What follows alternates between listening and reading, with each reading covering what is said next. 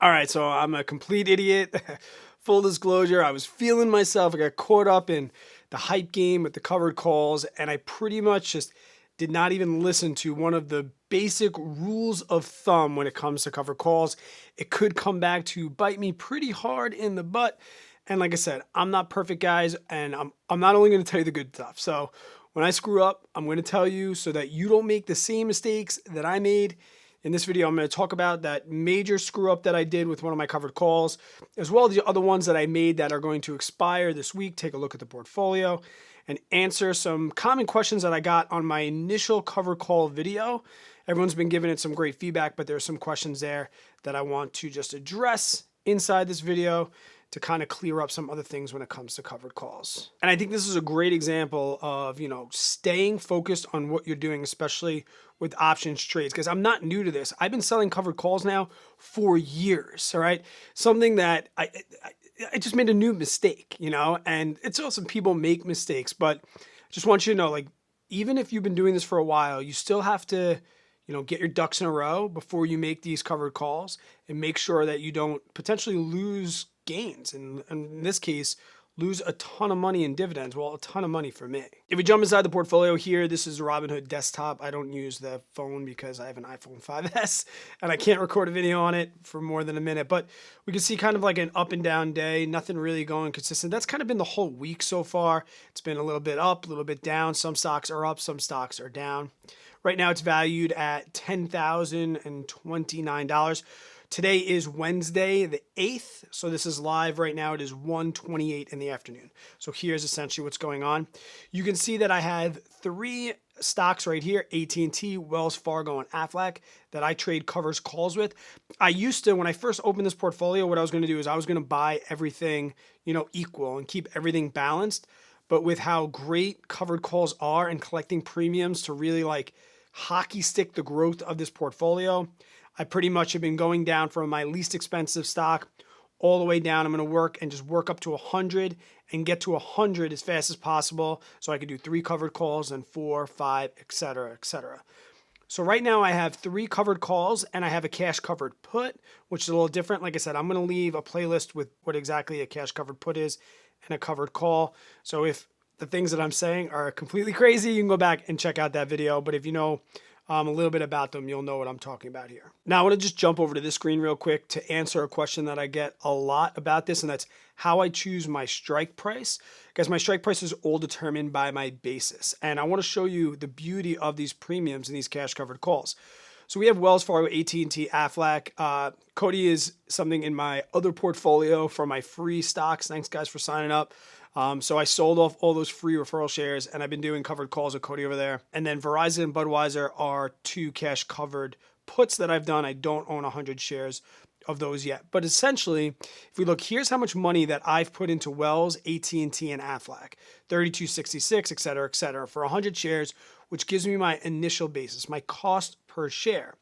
But essentially, every time you sell a covered call and you collect premium, it lowers the basis. So here's what I mean.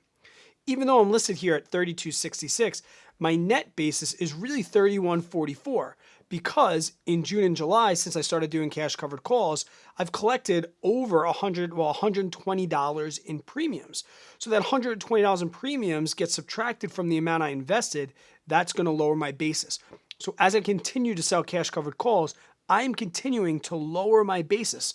So this is a great way to lower your price per share without the share price actually going down. Now in a magical world, we'd be doing this for a while and we can get our basis really close to zero. I mean, it's not that crazy. You say $100 of premium, pretty much lowered it, not even $1, a little more than $1. So, but $1 per share, that's $100 worth of investment. So the reason I bring that up is because somebody asked, they saw me put in a strike price that was less than my basis. And that's really why, because I have a separate screen where I keep my net basis. So when I make these covered calls, I know exactly what that basis is. And it's not this number here.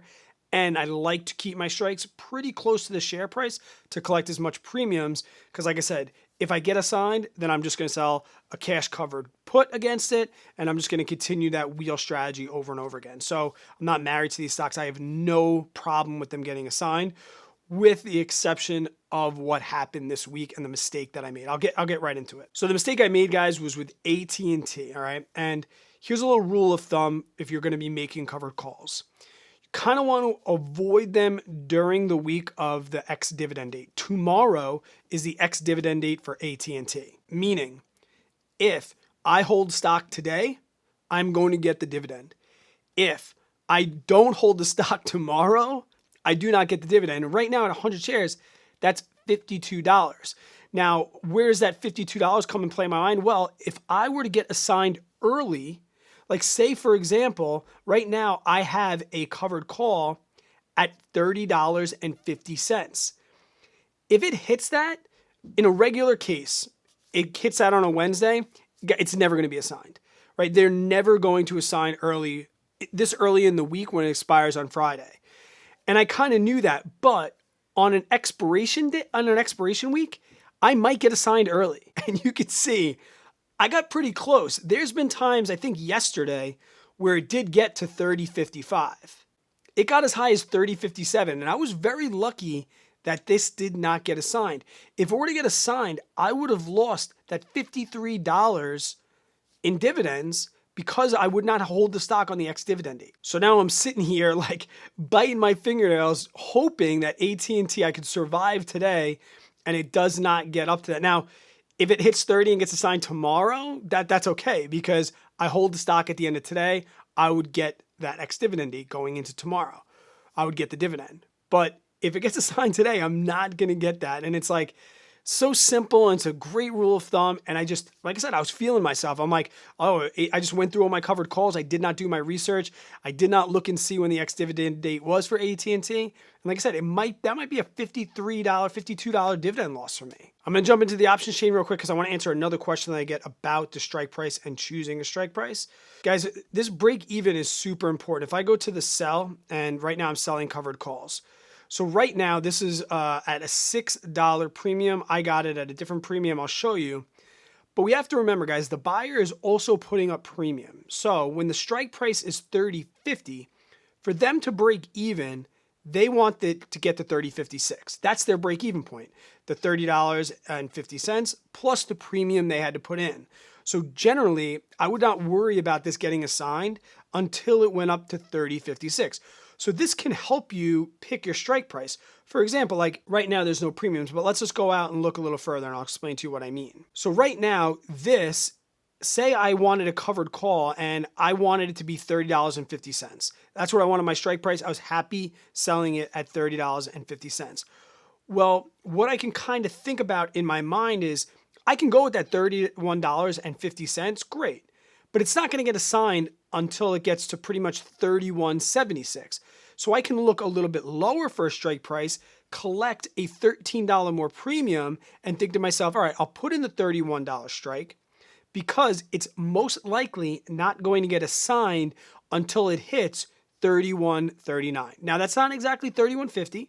All right, and I won't get $31.39. I still have to sell them for my contract of $31, but I'm talking about the likelihood of it getting assigned. It's most likely not going to get assigned until it hits the break-even point for the buyer. And the same holds true for a put. If we look at some of the put options right here, so right now there's a put option that I can write for $29 for a buyer to pick up.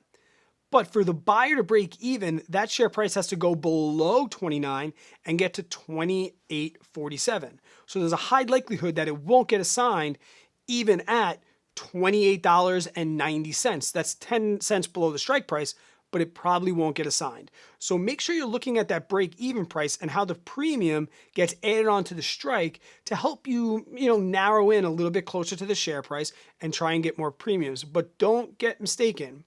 Just because I know that's not going to get assigned until it gets to $31.76, I still am only going to get $31.50 per share. All right, I don't get what it is. That's the benefit of being a buyer. It can shoot well above. Your profits stop at $31.50. With a covered call, that's like right at the strike price, that's as high as your profits can ever be. The buyer's hoping it shoots well above that because they're going to get this now really expensive share price for that lower price of $31.50. So that's the give and take that we're playing with the buyer of the option. So I actually got AT&T for a $21 premium. I got Wells Fargo for a $24 premium. That does not look like it's going to be a sign. 26, it's down to 24. I could say with confidence that pretty much ending Wednesday right now, that's definitely not going to get a sign. I had a put option, which got me a $29 premium for $54. I do not think that Verizon is going to shoot all the way down to $54. I mean, it might. We're talking about lows of right now, $54.82 in the month. The lowest point it's been in the month is $52.90. So, I mean, it might hit that 54. I wouldn't say that's so much a certainty right now. And then Aflac, I have a $37 covered call, 37 strike covered call on that. And I got a premium of $30 for that. That was pretty awesome. Nice little premium there. And it looks like right now that's well below the strike. So with the exception of maybe Verizon, looks like all these are going to expire worthless. Also, I'm going to collect the premiums. I'm going to do it again. Like I said, right now, I'm just making sure and hoping that by 4 o'clock today that AT&T does not hit that 30.50 because they'll most likely get a sign because they'll get the dividends. The buyer will get the dividends.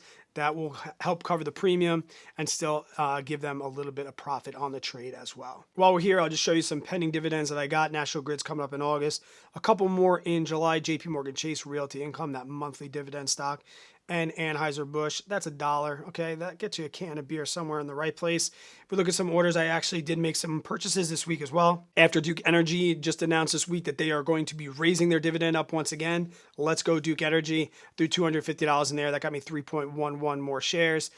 Johnson & Johnson, after doing the video about the best stock pretty much out there and J&J coming out on top, I was like, all right, let's get some more of that because I didn't even realize how great it was until I did that video. So I put $250 there and then I got another $162 of passive income. So I decided to put $162 on there and raise up my shares in that bank stock. I hope this video, guys, helps you from making the same mistakes that I did and cleared up a couple things and some questions that you got from the covered calls. I'll leave that covered call video right here if you want to check it out, as well as the cash covered puts. And down here, you can check out the video on the best dividend stock right now. And until I see you guys on the next one, stay positive, work really, really hard, always be kind to other people. I hope you have yourself an amazing day and an even better tomorrow.